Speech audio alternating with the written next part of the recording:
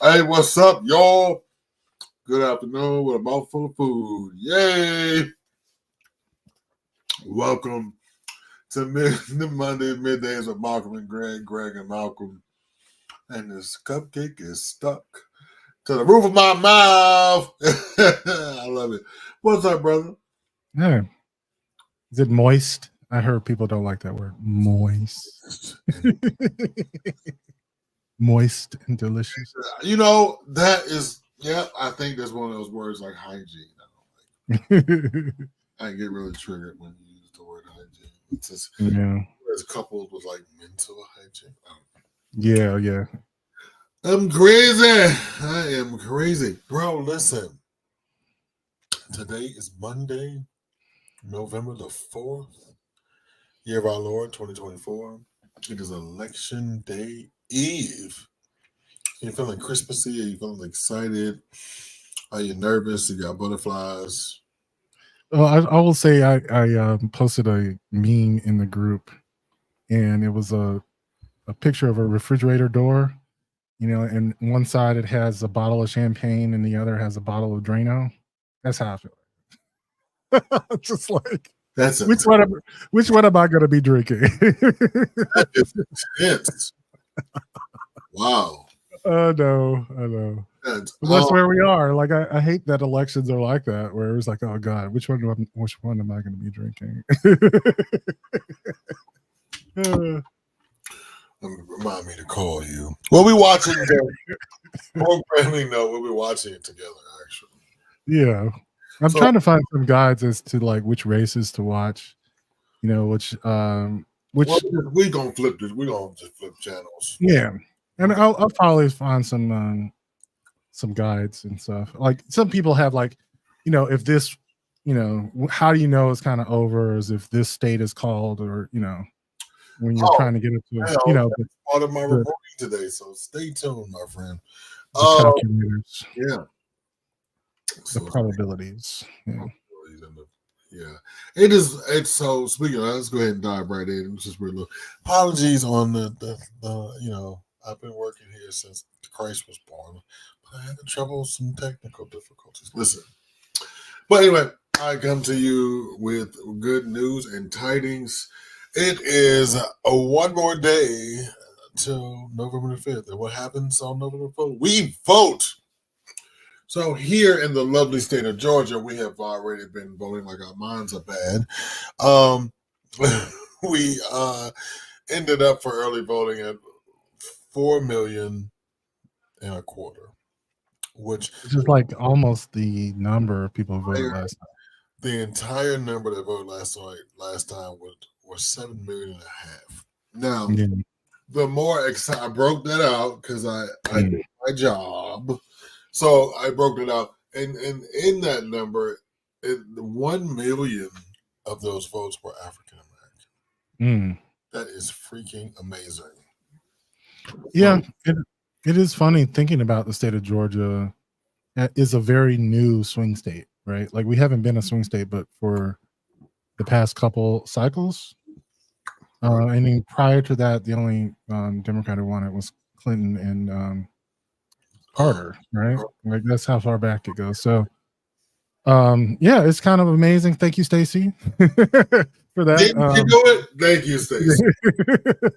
The mother of black people register. Yeah, she registers so many people. It's ridiculous.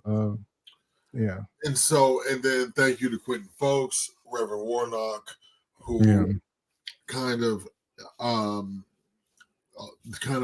because now the Georgia strategy is start with the red counties first. You're not going to win them, but you drive up the numbers, so that helps the blue areas, which the blue areas are the plurality of the population. So the plurality, Fulton County, Clayton County, all the surrounding Henry, all those counties that surround Atlanta, kind of do it. Interesting enough that down in those numbers, and we'll talk about Wisconsin and things like that. Down in those numbers, women, the gap is proven to be 30-1 so far.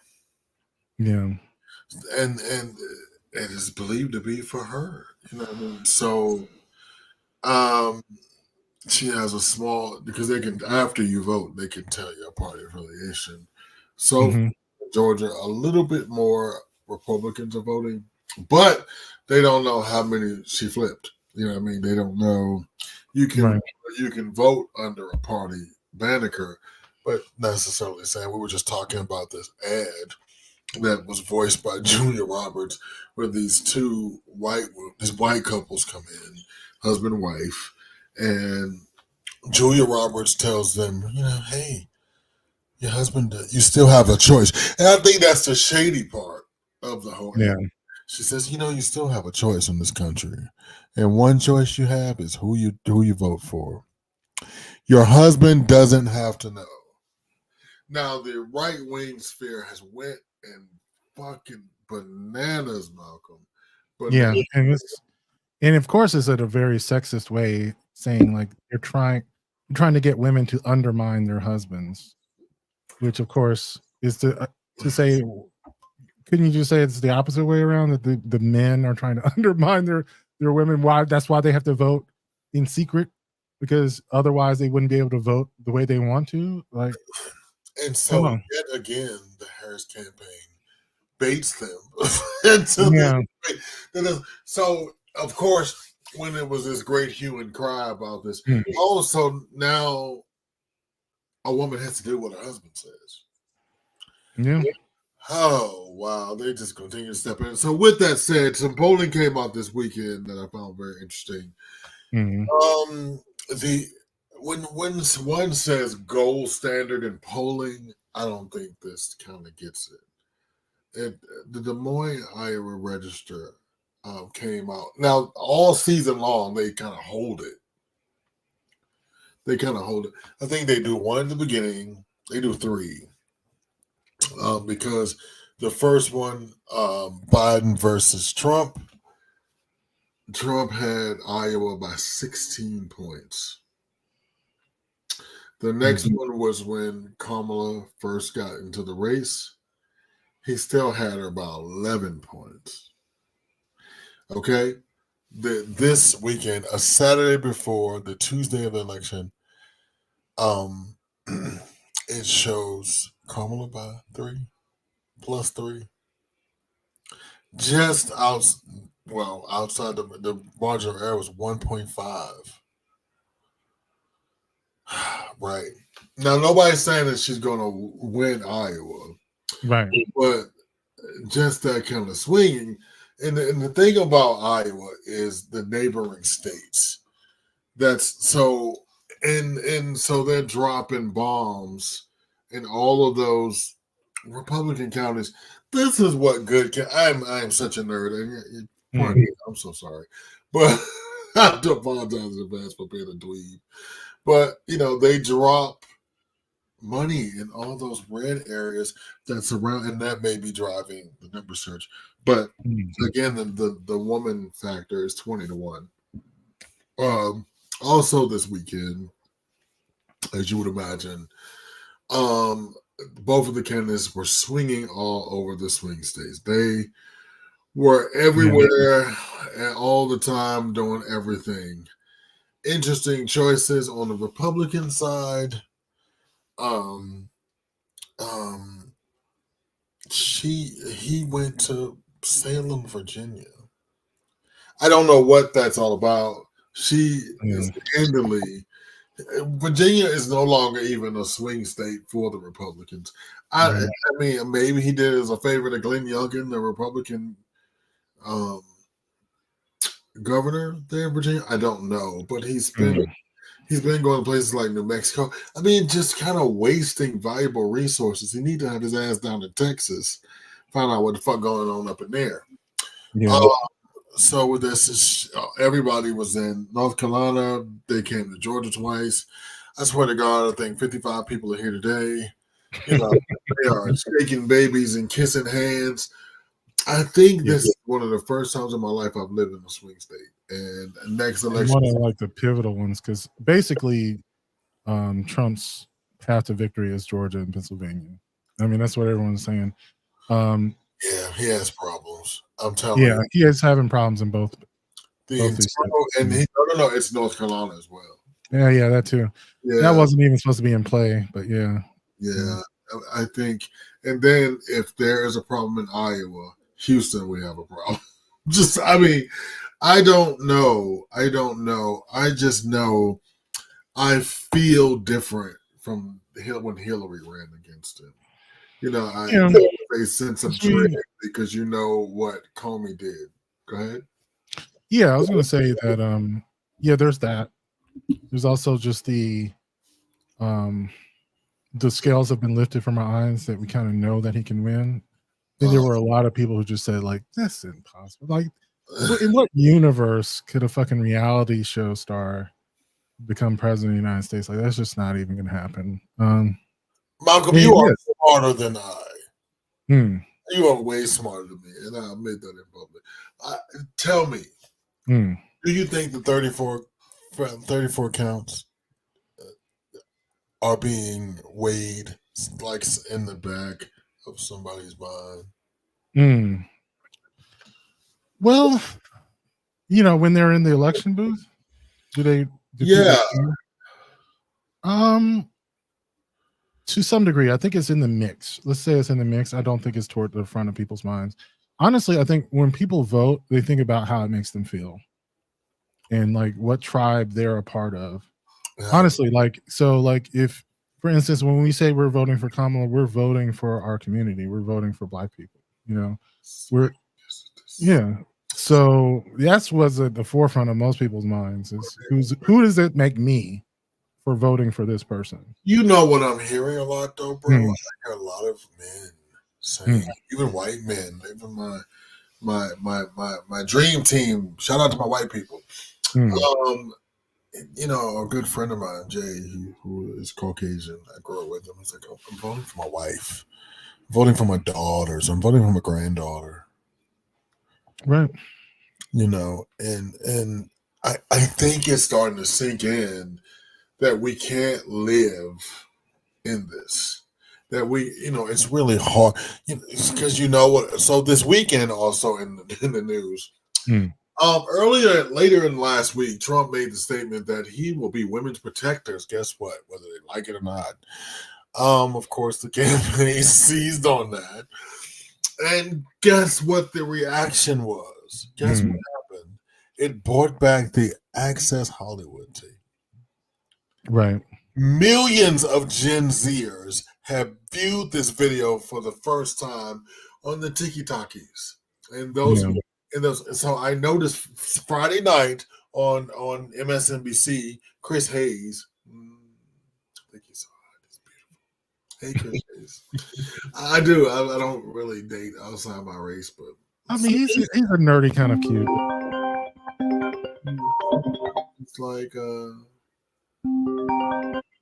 okay then, okay then. Come on, date. I see. Only That was, Malcolm gets dates in the middle of the show. Or was it Kamala? it Can was we direct. get your vote? That was direct Please. trying to get me to sign up for more television. I don't even watch television. No. Although I'll watch a show here and there. But, Listen, I know they're barking up the wrong tree, buddy, with that yeah. one. Yeah. So, and again, I'm going to, at the end of this segment, we'll get into things I won't miss about the election. We'll talk about that. Mhm. But so in this case, what we're doing is this. So millions of Gen Zers saw this thing on TikToks, and what NBC did for the first time, they aired it without the blips and the blurs. I've never Right. did I tell you this? I never heard it with Yeah, you did. words. Yeah. I was surprised that you never heard it without it. Because it was really awkward when I think it is somewhat of a cop out to, use some other language, but I understand it. But no, I mean, I remember when people were not bleeping it and how uncomfortable it made people. Yeah. I cannot tell you, bro. I'm going to be perfectly honest with you. Mm. I feel way different about it. Like it's way more creepy. Hmm. It's way more cringy. It's way more, to hear him say, "I moved on like a bitch," And she had all these fake tits, and she's got a new look. And when you're famous, you can do whatever you want. You just grab 'em by the pussy. Yeah. Direct quote. And NBC, shout out to NBC. NBC, I think, is on an apology tour to the electorate. Because I feel as though even with their more mainstream, because MSNBC, let's be honest, we live in a bubble. If we watch MSNBC, it's real. Their lead anchor is the head lesbian of all the lesbians. Yeah. So I thought you would like that joke, Malcolm. No. You don't find Rachel. I mean, I love her. Like I said, I'm one of those like hipsters that I was listening to her when she was on the radio. Like, I have listened to her for years. Yeah. I miss her on the radio. She was a bit more edgy on the radio. Yeah, she was. She was kind of a shock jock on the radio. Yeah, but it was good. But now she's a quadrillionaire, and she is making great documentary films. Yeah. Programming note: if you have not seen To Russia with Lev, that was the thing she's been working on, and it is fantastic. It chronicles the rise of Lev Parnas and the fall of Lev Parnas, and it talks about how we get to the fall of Rudy Giuliani and what happens with Trump. It's really interesting. She's much better at that too. But the long form journalism books, like she needs to do books and documentaries. So it's all in how she does her show too. It's just 1939. You're like, where this bitch going? Like, bitch, it's 2024. Where you going? 1939. Man, picture this. Yeah. Factories in Western Europe. You just go way over there. You're like, it's amazing that she has that audience too. Like, because it's not really made for cable news. Like, but it's Rachel, and she's really good at it. So, yeah. Malcolm, side note, I am riveted every time this bitch opens her mouth because it is like this, and I fancy myself a history person.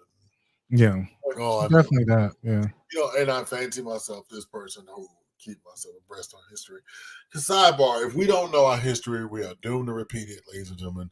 Please know something, and so we're in closing on this, or to be manipulated by fake history. Yeah. That to me is the one that's much more dangerous. The retelling. Reimagining.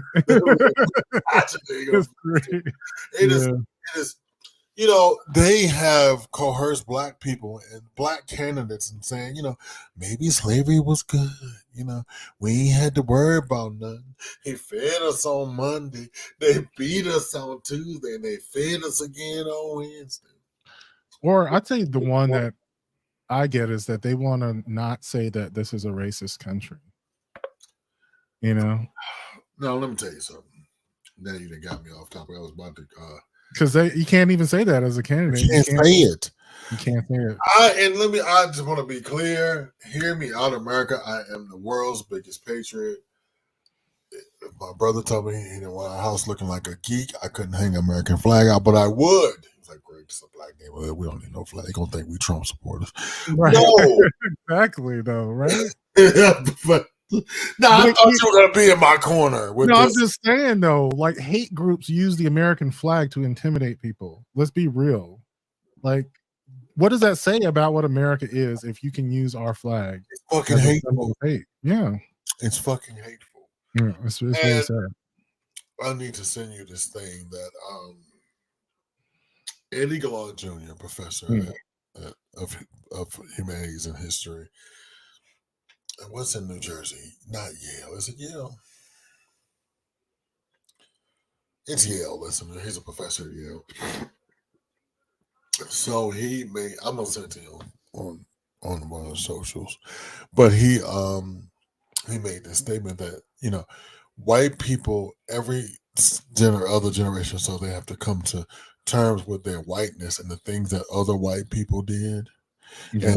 And they want somebody to feel sorry for them. And it was my ancestors and I was made to do it. So long story short, but yeah, So I don't. So with the reemergence of the Access House, because it did, it's millions. Those have they and that the TikTok situation is crazy because Yeah. I'm new. I'm new to that. I'm a Johnny come lately to that thing. But these kids, and so it looks like as the numbers bear out, this one thing is bad. And I've heard some kids comment like, "Y'all elected him after y'all saw," you know what I mean? Like that's what these kids are saying. But so anyway, Yeah. so Kamala spent her time this week in Wisconsin, North Carolina, of course, here in Georgia, where she is pulling out all the stops. She's pulling out all the celebrities. Janelle Monáe, she's pulling out. She's already given us Beyonce and Kelly Rowland and Sting and anybody you can name that is a Right. name in Hollywood. They're supporting now. In prior years, smarter people than us or than I said, "Well, celebrity endorsements don't matter." But this, because we become a cult personality, and I think they spend the money and the time on this, um, because I think it does matter. Because I think it does have maybe not a tectonic shift, but I think and I bring this up because we don't do clips here, but I don't do clips because I ain't got time for it. But Yeah.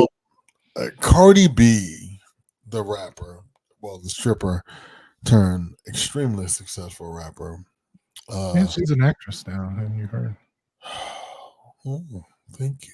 You said that. You said that like the sweaty balls lady. Uh, the sweaty balls. Oh, they're I think tasty. she's gonna be in the next Sister Act. I mean, like, so there you go. Oh. Party. Yeah. Okay. Well, there goes that movie. Love you, Cardi. Love you. Uh, Some people should just stay in their lane. Like this weekend, I went to go see. Oh my God, what is the Catholic movie? The thing with the priest. Oh my God. Oh my God. What is the thing when they conclave? It was really good, but the thing that disturbed me about the movie was excellent. By the way, go see it. Conclave. It stars John Lithgow. I can't think of the guy's name, but it's a famous guy and some big names, huge people. It's going to be an Oscar movie anyway. But before the movie, they played the trailer to The Lion King, and so because I'm a movie nerd, so I read the who's in it. Like they get to Beyonce is in it, and Beyonce's daughter, and then they get to Kanye West's daughter. I'm like, I'm out. They didn't go for talent; they went for name. I'm out of here. I don't want to hear Kanye's daughter. I find her rude and depressing. Anyway, so that I went to movies that we can try to. okay, what are you saying? Well, I think you no, lost the plot. You lost the plot. What my you're saying. point was, so you go and was the cult of personality like Carly B Okay. has, and that type of thing. I don't think we're now hiring people for their talent. I think we're now hiring people, and that's I guess it's good for box office draw. I was gonna say But that's been a way for a while. I'll tell but you the one thing. movie is losing. The movie is losing. Okay. Well, I'm gonna say that doesn't seem like anything new, but I will tell you one of the things that they're doing differently with their, um, with their endorsements is that it's not necessarily about the celebrity. It feels like when they're asking you to come, they're asking you to come to whatever event they are on, Uh, whatever thing that they're showing, and okay. it's like now here, listen to her. You know, it's not about hey, listen to I me. see. Yeah. Yes. And so it's basically saying, like, I'm listening to her. I hear what she's saying. This is what I heard. Now you listen to her. Yeah. Instead And of be like, the other thing, the reason why I bought so the other like hmm, her delivery was very. very New York. And this is old man, 50-year-old old Mm. man Greg talking, but it was just very, hey y'all. It was very that. It was very, but she got across a point that only a woman from a certain socioeconomic background can deliver. And I think they're on to something with that. But lastly, um, I cover, we did 4 million pre-vote, early voting here in Georgia. 1 million of those votes were black people. Mm. And the plurality of them were women. I don't know. The lines are just going to be right around the building. I hope 75 million Americans have voted already. And the total in last election was 151 million. So we are well on our way to meeting or exceeding those numbers. Things that look just a little wraparound. Let's not forget, if you vote blue all the way down the ticket. The House and the Senate is very much in play. We need 5 seats for the House, and then that yummy Akeem Jeffries will be Speaker of the House. Oh wow! Yeah. Oh wow! That's just. I want to run to New York and fraudulently vote and come back. It's like, no, I'll be the one on the news, get caught. Oh, jeez. I'm just saying it will be sweet if, like, when she gives the State of the Union, that The Speaker you of the know, House and her black. yes. So we're also looking at Majority of black people up there, yeah. yeah, so we're looking at that is very true. That is awesome. We're also looking at 2 black women being in the Senate this time. Angela Yeah. also Brooks, I'm sorry, for the great state of Maryland, and a young lady from the great state of Delaware are appear to be winning their races. So that's like it's going to go from 0 to 100% in a matter of days. So let's not forget to go out and vote on Tuesday. If you have any questions, concerns about voting, go to iwillvote.com and someone will direct you, or some bot or something will direct you. I am phone banking a little bit this afternoon. They have bills with me. They're like, hey Greg, you phone bank before. Please phone bank again. But not gonna, if you've already voted, talk to somebody who has not convinced them. Call a friend, call a neighbor, use a lifeline, get them out there. Malcolm and I, well, I'm gonna speak for myself. I'm cautiously optimistic. I'm still nervous. Oh yeah, we should be. And I can't wait till it's over. So I think that's what it is. I just don't trust white people. right. You shouldn't. Not to be funny. Just like, it's the truth. You shouldn't. He's doing nothing to make me feel better, America. Nothing. No, you shouldn't. No, You should feel awful. that's You so- know what? I will give you this advice. Yes. Detach a little bit. Take on a project, something. I that went has- to the movies. Okay. Well, I would say like something that engages your mind. If the movies does that for you, go ahead.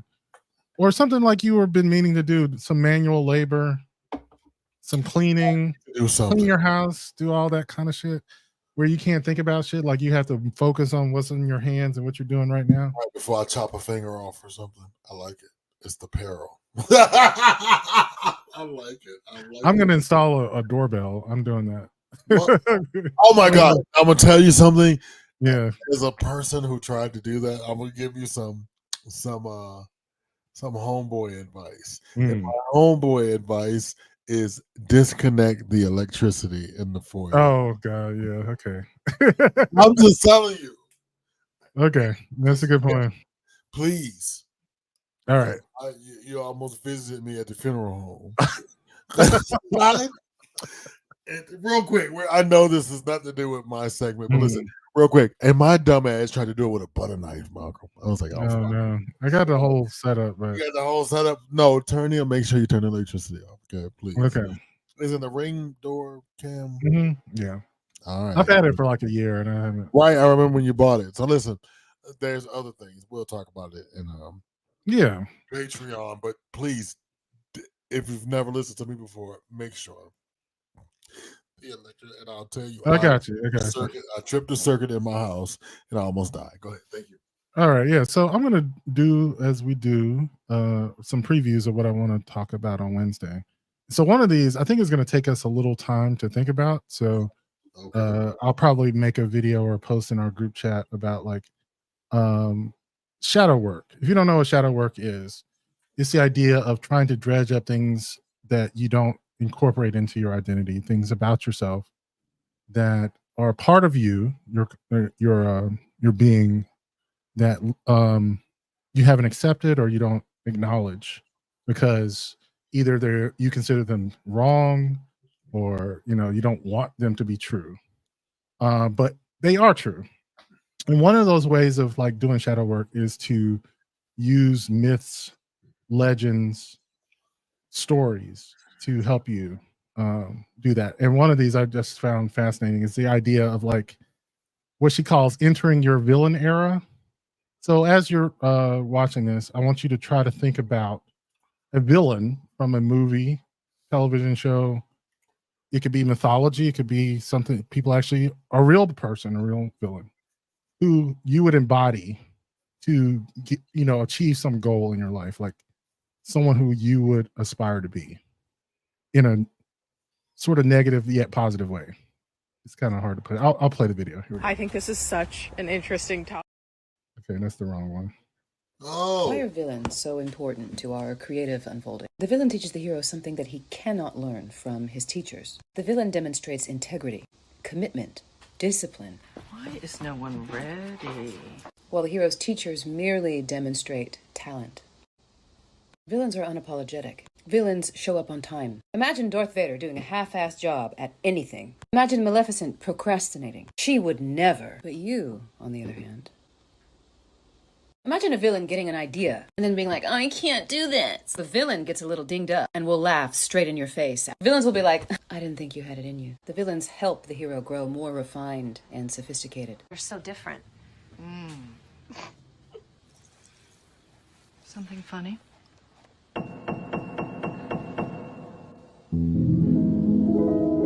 This is a lesson from mythology. Villains are kinetic while the hero's teachers are very stagnant. Darth Vader is the one who teaches Luke how to evolve. The Force is with you, young Skywalker. But you are not a Jedi yet. So I created the Villain Challenge. Think 75 hard, but on behalf of your creativity. I completed this with a group of friends this summer, and it kicked all of our asses. So I'm doing it again, and I'm inviting others to join. Essentially, the challenge gets you to embody your villain. Said another way, the challenge is about confronting the fears that are keeping you in your own way. The shame, the blocks, the naivete, etc. So I'm going to get into the rules. First rule, a daily workout. 35-minute workout every day, no exceptions. Because villains always maintain their bodies perfectly. Why would they not care for the vessel that is the guardian of their gift? 2, 45 minutes plotting every day, which is to say 45 minutes inside of their creativity every single day, no exceptions. It would never happen. Villain morning pages, journaling every morning in the voice of your villain. We did this again with my friends this summer, and the shit we came up with to write down was rich. 4, the villain lair, maintain an impeccable creative space or home every single day for the duration of the challenge. Another one, villain purification. Pick a vice and abstain for the entire challenge. For me, this was the most powerful of everything. There is lots written, for example, in Hindu philosophy about the connection between creativity and vices, and I discovered that. Next, daily meditation, 10 minutes every day. Finally, villain embodiment. Find or create a scenario in which you can show up as your villain. And again, if you don't have one available to you, you must create one. This is shadow work dressed up in the language of myth, because you're an artist and artists need that additional color. And this isn't a cheat code. This is exactly what myths are here to do for us. They are symbols, powerful, durable symbols on which we can project and then learn something about our own path. I hate to inform you, bro. I think I'm already a villain. So you I'm just sorry. Well, look at the space behind me. I meditate daily. And first of all, I'm an HR motherfucker, so I'm always on the devious tip. And I'm all listen. Where's Brandon? Brandon, are you out there? People call me up and be like, "How do I get them back, Greg?" And I don't even have to think about it. Like, yeah, you know what?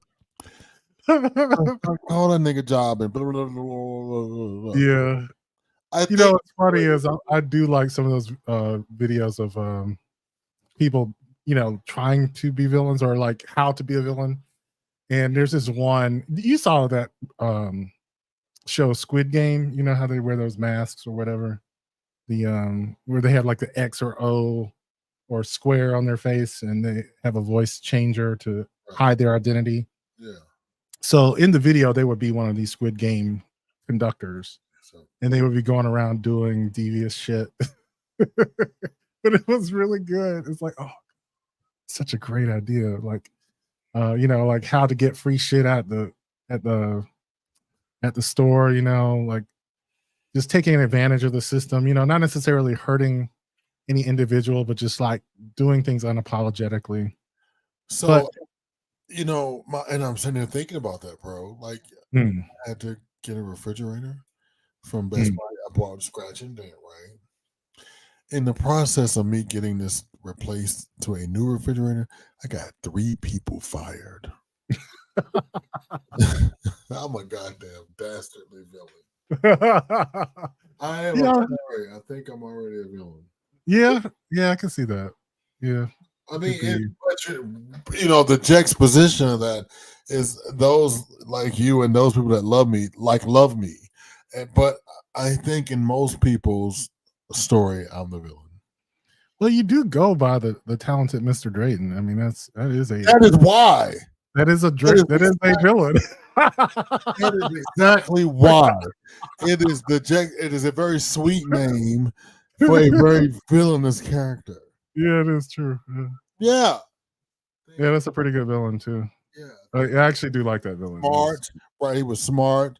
He wasn't necessarily athletic. He wasn't, you know, but he was just dastardly. You know what I mean? But so let me just also say, I chose that as my public persona. You know, because in my private life, I'm just old papa, really. Yeah. But people do call me for evil shit. I do think now I'm feeling bad that you've shown this to me. See, that's the thing. Like, I can't tell anyone who my villain is because I have a clear one. Yes, you do. You're not going to say it? Who? I want you to guess because I don't know if you know who mine is. No, I cannot. But it's someone. Hold on. They're in the Marvel universe, and it was right on the tip of my goddamn tongue. Go past me. I can't think. No. You're gonna say it? Actually, I am. It's from one of my favorite books. Oh, that's a clue. It's Hannibal Lecter. I hate to tell you, like, I absolutely love Hannibal Lecter from Silence of the Lambs. November the 4th. I just lost a friend. Dear diary. Okay, so I'll tell you one of the things that made me fall in love with him. All right. So there's a scene in he has a way of throwing shade that you would go like, this is so masterful, it's ridiculous. So there's a point at which Hannibal Lecter, Clarice is talking to him about, the day that he ate his mailman, which is supposed to like, shock her. Wait a minute. Somebody in my live stream says, I knew he was the killer.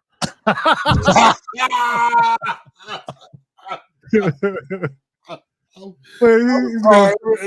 just threw me off. The comic blur said I knew he was the killer. I am the killer. You didn't know? It's been me all along. You didn't know. Go ahead. I'm sorry. But not only am I the killer, I'm going to pin it on someone else and watch them go to prison. You go down for it. Yeah. So, but no, there's a scene in there where he's talking about like killing his mailman, and he talks about eating his liver with some fava beans and a nice Chianti. Right. The undertone of that, however, is the fact that those 3 pieces of the meal are high in iron. Yes. At the time that book was written, which was in the early 80s, those were 3 items that you were not able to eat if you were on antidepressants.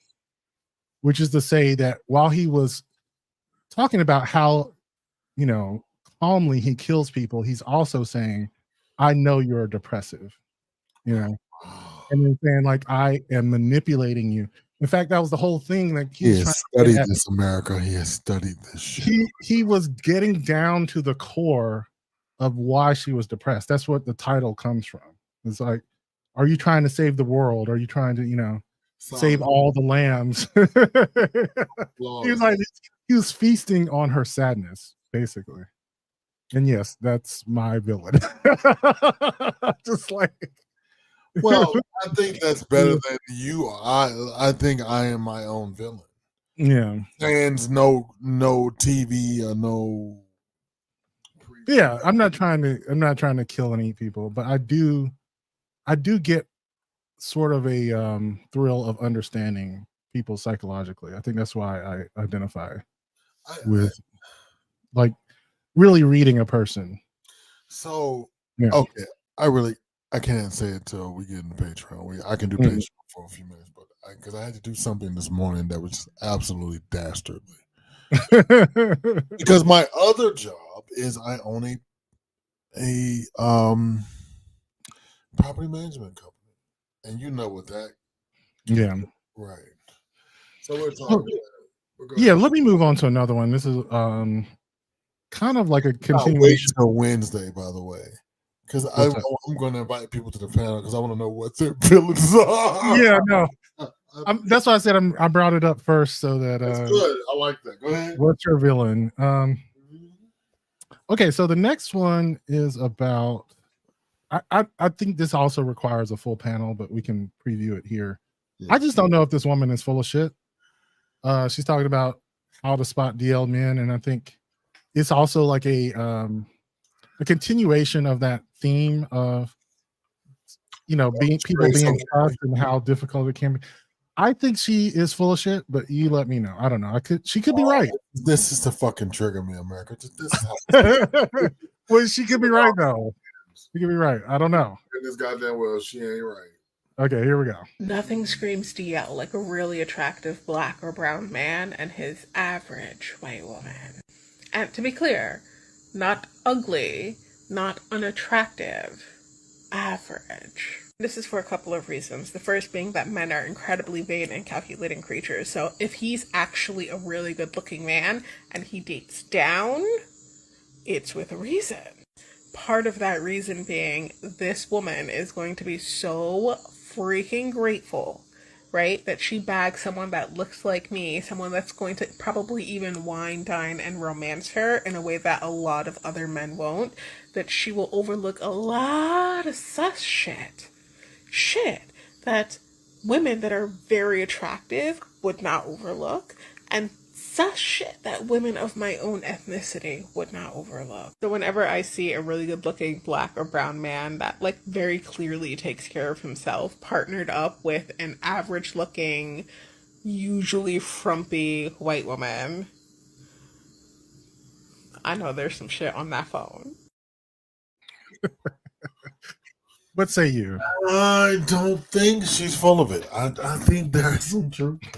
I know you're shocked that I said that, but yeah, I mean, I would say there's possibly some truth, and I would say like this: she's right about the idea that if you date down for a reason. It's not. And I don't know if it's just because but it could, DL could fall into that bucket of reasons you date down. Insecurity. I mean, there's a lot of reasons why one would date down, but here, it's just been my life experience.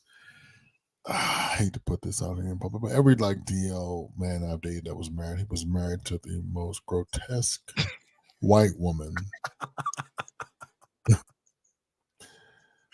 See, I don't have that experience, and I'll take it on face value. Like I don't, and I'm gonna tell you that's why I'm like, yeah, he's not altogether wrong. You know what I mean? And what? We need to turn this into audio. This is kind of good. She's not altogether wrong. I mean, because the thing is, and it does not have to necessarily be DL. If there's something going on, abusive. Because I found through my own personal travels, if you will, that generally there is something happening with this brother. And normally, 90% of the time, he likes cock. That's just what it is. I don't disagree with her. But you can't put down. Don't y'all go out there and find looking for men with ugly white wives and think that you're gonna get shot in your face, because that is not. She could be a wonderful mother. She could have started off hot and got ugly over the years. So there is a many reasons why, but it has just being queer, having experiences. My experience has been. Yes, when the because I'm divorced and my ex-wife is hot. You know what I mean? Like she still runs 7 miles a day. Like we're having like the grandchildren call. This bitch is running uphill in a Barbie stretch suit. I don't know what the fuck she has on, but yeah, I mean, like that's gonna because I'm vain and I did not want ugly children. Yeah, I was gonna say that. Like in my experience, it was the opposite. Honestly, that if you were gonna marry someone for their objectivity, for who to be a woman, that woman was going to be hot. That she is correct. You marry an ugly woman or a woman that has low self-esteem about her appearance. Yeah, you can do whatever you want to do. Yeah, that's true. I get that. You can leave home on Monday, motherfucker, and come back Thursday. She's not gonna ask a question. Hey there, how you doing? That's all she gonna say. How you doing? Welcome home. You're gonna have hot food and cornbread and shit. I mean, because you have never. I'm gonna ask you this question. So you have never, and especially in my other community, my Hispanic community, you've never seen like a hot Spanish dude. And the woman walking 3 feet behind him has cankles, and that she has the ass in the front thing. And you were wondering to yourself, how in the gay hell, like what the fuck has happened here? Well, see, to me, that one also screamed like he is fucking everybody but her. Like the reason that he has this frumpy wife is because he wants to be open and have a wife who doesn't ask questions, like in that same regard. Like it doesn't mean that they're DL, it does mean that they're not monogamous, basically. Yeah, but I mean, but she did say there was some shit going on. She didn't necessarily say yeah, it didn't have to be DL, but there was definitely like some non-monogamy. Right, she said that, and that's what I'm saying. Yeah, I know you said this to trigger me, but I agree with the red glasses. I hear you. Yeah, I think it's just that it can be more than just DL. But you're right. I can see that. You may have changed my mind. And I'm gonna tell you that, and the other real quick, and I think the other thing is, that is even with gay men. Yeah. If you find out, oh God, I'm not saying this out loud. Oh, you always get me, bro. You always get me. They're looking at the clock. We got 10 minutes. I've escaped his raft. I have not. So, like, if you see a couple, like the same sex couple, and one of them is clearly dating down, like we have done it from time to time. Yeah. And you're just like, and it has been the time I'm like, well, I'm just tired of fighting, Lord. I just want somebody just remember the ugly dude I dated, and he was like really nice, and then I dressed him up and he went on about his way. I mean, cause I done made a mother, I done made this nigga fine. Now he out there, I done increased his stock. And the motherfucker be like, I fucked around and took him to a party. That was the wrong thing. It's true too. It's my partner, they're like, and then especially if you feel like you're dating someone out of your league, it is a way to like upgrade yourself, upgrade your self-identity. Yeah. And that's what he did. And of course I saw him. He's now living in Atlanta. Now he's with white man Bob. Like, fuck. That's what he wanted all the time. Yeah. This goddamn Nirvana type. I know, but I stand in for white dudes too. Like guys who date white will date me because I'm just light enough to look white. Something like that. It's like, oh, you're close enough. Yeah. Whatever I just said, Growler kicked me off. Sorry. I don't know, bro. It's just and the whole time, just like, and so I see him, and I'm like, oh, this motherfucker. Yeah. Like now, he really got what he want. But no, I am moving on. But I haven't. I totally agree with her. I don't think there is something amiss there. I don't know what, and I cannot wait for the rest of the panel, guys. Make sure you come right back here to this very channel Wednesdays at 7 p.m.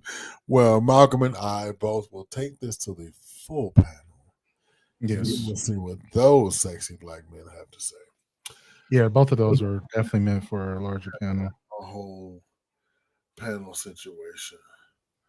And I cannot wait. I am excited about that thing. I mean, but how many times? But wait a minute, real quick. I got another buddy. I got another bro. Ugly dudes on his shit. I was gonna say, yeah, if you deign down to satisfy some insecurity of your own that you feel like they're gonna stay put, yeah, you making a mistake, because just because you perceive them as ugly doesn't mean that everyone perceives them as ugly. Malcolm, we have been broadcasting for 40-50 minutes or so. I have 11 text messages from Kamala Harris. Okay, I want to, before we go, because I know we ran over a little bit because we started late. We're good. We still have 10 more minutes. Let me do one more, because this combines two topics that one topic I do all the time, and another topic I have been trying to get into: finances and relationships. And it was something about this idea of, in a relationship, if you decide to not combine incomes, to what degree, if you decide not to, if you're dating someone, let's just say you don't have a combined account and you have living together and stuff.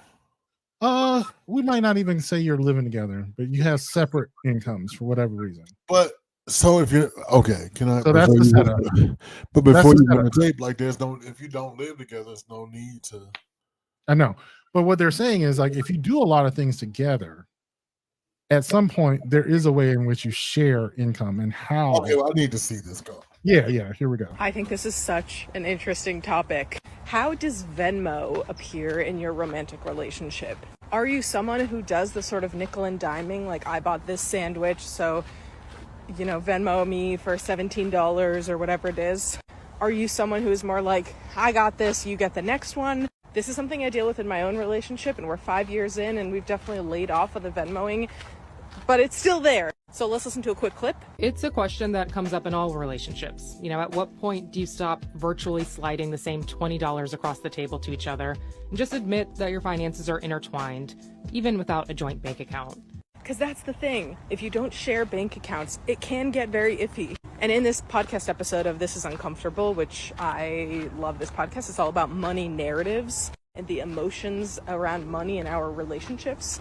Because ultimately that's where it is, right? Our relationship to money is often incredibly emotional because of how we were raised, something so deep within us. This episode focuses on a couple. The woman in the couple does the nickel and diming. She Venmo requests her partner for everything.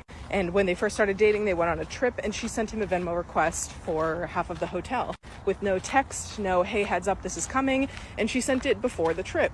He was so caught off guard by the Venmo request. He's someone who's sort of like, I get this, you get this thing. And also in past relationships, always had the money talk before there was a Venmo request. And so that created a source of tension, and they had to discuss that, and they are still working through it in their relationship years later. And I found this so relatable, and I'm very curious how other people navigate Venmo specifically in their relationship, and more generally, when you don't share finances, how do you share finances, or do you? I get it. Now that makes sense. Yeah, and I've never even thought about this because it's never been an issue for me. I've always been a tit for tat. You get this, I get that. I've never been like, okay, I'm going to do this and then Venmo you for half the cost. Which seems actually okay. I'm not a Venmo type person. I'm not going to request. Well, I think she just used as proxy for Cash App. But yeah, it's the same way. I mean, I've used Venmo before, but or have I? Yeah, whatever. I got defrauded on Venmo. Venmo, so I deleted it. Yeah. I think I use Zelle and Cash App. Yeah. And but you know what? Real quick before we get into this, I don't know why people don't only just use Zelle. It's free. Right. Yeah. I didn't know that until recently. So Oh, okay, because like, dude, if you're like Greg, send me $50, I'm like, okay, boop, boop, boop. yeah. It's free. And then if you tell me to Cash App you, I'm gonna be a little more skeptical.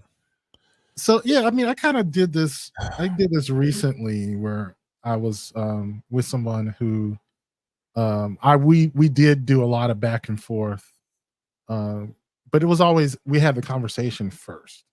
It wasn't just like, oh, if we go out and do something together, I'm going to Venmo you for half of what we spent. No, so as a financial person, Yeah, dater, I Yeah. think it should be a conversation before you leave the house. Don't just send me a goddamn request because I am a doer. You know what I mean? I am going to return the favor the next time we go out. You know what I mean? I'm thinking about, oh, that was very sweet. The thing that I'm thinking about is even if you offer half the check, you know what I mean? Like, oh, that's very sweet. You know? Yeah. And I'll take it, but I'm gonna hold on to it and give it back to you. Yeah. I'm that dude. You know what I mean? You know, especially if you've been together. So I appreciate the effort. Yeah. You know what I mean? I appreciate, but so you tell me like, hey, I want to go to blah blah blah, and the person says, I can't really afford that, and then you say, okay, I got you, or the person says, I can't really afford it, but let me see what I got, and you end up going anyway, and then and that sticks in my mind. I think it's so again, as we always say about many different things. Please make sure you have a conversation. And money is one of those weird things where you cannot avoid it because things in the world cost money, right? And you cannot not have that conversation. Now the problem is, and I have ran into clients with said problem. The said problem is when like it's never the other person's turn, or like money from your partner and you never return it and you never talk about it. It's just because then I'm going to think you worked for this money, or bitch, you think you deserve this. No, this is my money, and I give it. And I'm going to tell the truth about men. If a man shares his money with you, he loves you. Just on period. If a man shares his money with you and don't ask no questions, if he doesn't get what you need, without anything expected in return. Because I mean, I was going to say some people really think they have to buy the pussy, so I don't know. Well, that's another issue because I think when you get 50, you just got to pay for it. I'm not quite as hot as I was when I was 40, and I realized I got to start paying for pussy. So I can't believe I kicked off a crowd. I'm hurt. Yeah, I think it's interesting because having a conversation doesn't necessarily always mean with words. It can be with your actions. I can remember, starting to date someone and we never really talked about who paid what and where, but I felt like it was understood, like who was paying this time based on where we went, because we knew each other's spending habits. We knew each other's spending habits and also each other's taste, right? Right. So but also, just to cut that out, like, so you won't be stressed out, like, oh, bitch, I got $35 and this motherfucking burger is $26.50. I don't think I got enough money for a tip. Cut that out. Cut that out. Because I'm telling you, if he asks you out, he knows your socioeconomic situation. Yeah, and I think they should. Yeah. Yes, I'm gonna tell y'all this is the best dating tip that you will hear all year. Just make a fucking effort. You might be broke.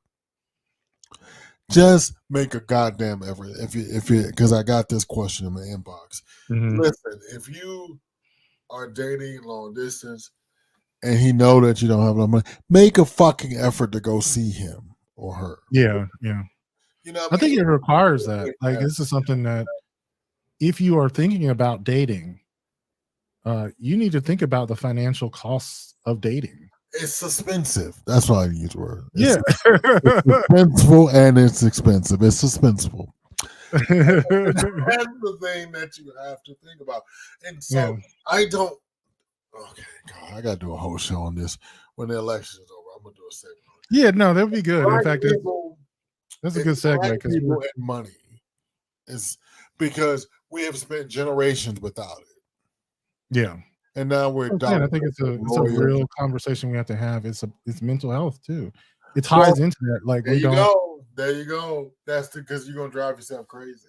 Yeah, it's mental health is also about like your pride. I think there's a lot of pride involved when people can't afford to pay for dinner. Brother, let me just give you, I'm a leader. I mean, we lead to be older than you. So let me just say this again. Please have the conversation. Whatever makes you uncomfortable, whatever makes you unhappy, especially because money is fluid. Money is access. And we talked about, was it your show? We talked about when you date somebody, when they make more money, what do you do? Yeah. Enjoy it. That's why I tell you what to do. Enjoy it. Yeah. They know that you broke, nigga. They know that you broke. And if you can't enjoy it, then that's a conversation you need to have with a counselor. Hold on one second. Because it's true. It's true. So in a few seconds, join us on Patreon, www.patreon.com/Melvin.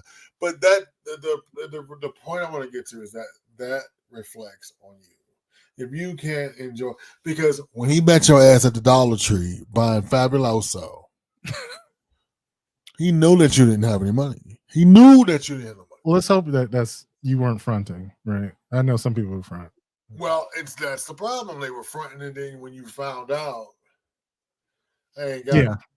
But so let me just tell you something. If you work, your money is whatever time of the month it comes in. If you get paid every 2 weeks, I don't care how much money you make. Some people just don't have, access to it. But long story short is this: you have to, and I probably need to talk about this more. But take the stigma out of money. Take the stigma out of it. Put it on the table. Like, look, I've been broke since the 70s. I have been trying. Look, I sold a kidney, but some bills came up. Whatever your story is. And then maybe they can share how they became successful or how they began to save money or become solvent. There's a word I want to use. So the thing is, becoming solvent and valuable in your own right is having money left at the end of the month. Is becoming solvent. And sometimes you may have a period in your life where you can't be solvent. You just bought a car. You just bought a house. Now, so nobody expects you from that period. It takes a few months to recover. But here we go. So if you want to be solvent in your life, you want some financial fortitude, discuss it with your partner. Because if they are, and you are honest with them, they can help you because they are invested in you. They want to see you go more. They want to see the relationship do more. They want to see you go another place. So tune in sometimes when I get back from hiatus. We'll have a whole discussion about. Yeah, I probably have some things that I'll probably include in that discussion because it's like I said, I think it's one of those. It is actually intricately tied into mental health. Right. What we think about ourselves because we move through the world as consumers. Right. So that's www.patreon.com/Male Media Mind. Join us for about 10 minutes or so. All of that is tied up into your self-worth, what you're able to spend money on a lot of times. And so, it can be difficult to show someone that you cannot do things when you're trying to make a good impression. And I think that's another part. Why are you trying to make a good impression so much?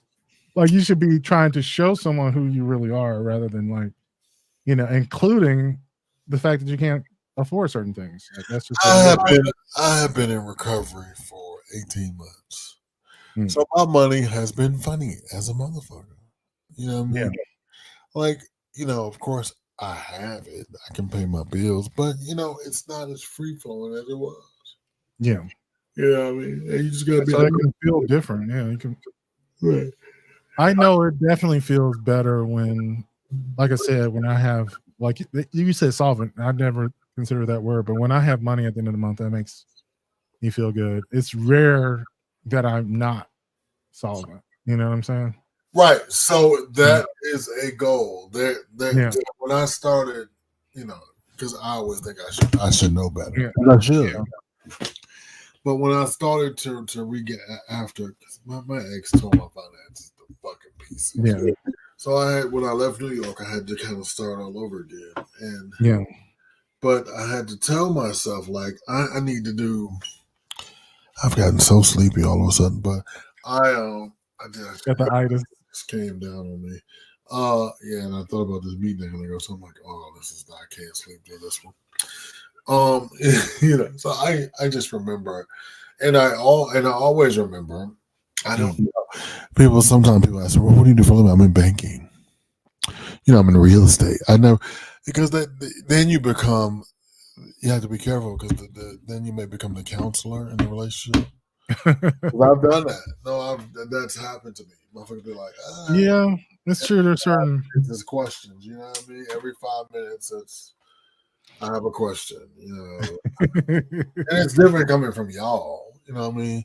It's like, no, nigga, I'm trying to fuck, and you trying to get your credit right. I'm trying to just give me some pussy and shut up. I ain't giving pussy now to think about it. But yeah, no, I was listening to a Blink on Blinkist about money management. I may end up reading the full book. I'm not sure, but I'm gonna have to go back and listen to it. And it has some good points. It had some of the basic strategies of saving money, but I think whenever you do read a book about money, you absolutely have to talk about, identity, emotional spending, and race. They always leave out race in background. I think that's part of it, though, right? But they always do. They always leave it out. When I say identity, your race is part of your identity. Yeah, right? but the books I have read, even in graduate school, the way that money is looked at is definitely through a Caucasian lens. Well, yeah, but I'm just saying, like, everyone's gonna not have a lens for everyone, but you have to. I could ultimately understand, what lens for you to view it. Like when you read someone's book, like, okay, this is a middle-aged, whatever Caucasian person. What does this mean for me? And also, like, what expectations are made of me, or what sort of assumptions are made of me when I enter into spaces or whatever. Whether you're a man or a woman, if you're married or single, like all those things, sort of expectations. Yeah. So I'll check it out. I'll see what it was. But here, and just real quick, because I got just got a text message. It's 1:20. That my meeting starts at 1:30, and I got to pee. Okay. So, but my thing is to you. So it's the social hierarchy has changed for gays, because now my head looks terrible. I got a haircut tomorrow. Good Lord, I look like the Joker. The social structure has changed for us, because at first, we have a lot of disposable income because we couldn't marry, we couldn't have families, but now we can. So we have to kind of get our shit straight. We can't go spend our money on poppers and lube. We have to have retirement, because we have to put it in the package. We have to look a certain way to people interested in it. I thought about that too. I've never bought into that. It's one way that I felt disconnected from what is presumed to be gay, which is a focus on aesthetics, fashion, luxury items, whatever it may be. And I just was like, you're mine. Yeah, I those things have always been antithetical to me. Like, even if I could afford them, I'm like, that doesn't really do anything for me. And it doesn't do anything for the person I'm looking at. All right, I'm gonna end this.